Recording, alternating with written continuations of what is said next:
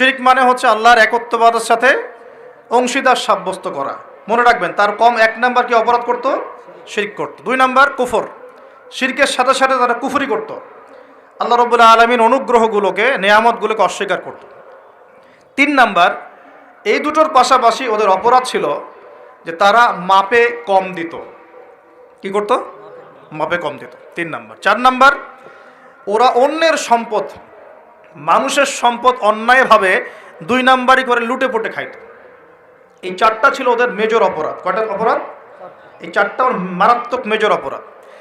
এখন আসেন, এদের কি পরিণতি হলো সেটা বলার আগে আমরা এই পাপগুলো নিয়ে একটু আলোচনা করি। এই পাপগুলো নিয়ে একটু আলোচনা করি সংক্ষিপ্ত করে। মাদিয়ান কওমের সর্বপ্রথম অপরাধ ছিল তারা আল্লাহর সাথে শিরক করত, মানে আল্লাহ পাকের তাওহীদের সাথে অংশীদার সাব্যস্ত করত।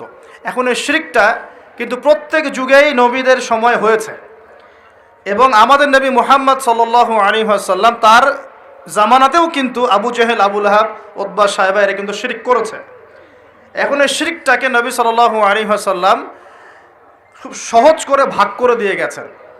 আমরা যদি কোরআন এবং হাদিসটা ঘাটাঘাটি করি, আমরা দেখব যে শিরকটা আসলে 3 প্রকার হয়। এই তাওহীদ এবং শিরকটা 3 প্রকার হয়।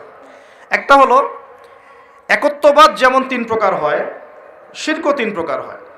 এবং আল্লাহ পাকের তাওহীদ একত্ববাদ যেমন 3 ভাগে ভাগ করা যায়, শিরকটাকেও 3 ভাগে ভাগ করা যায়।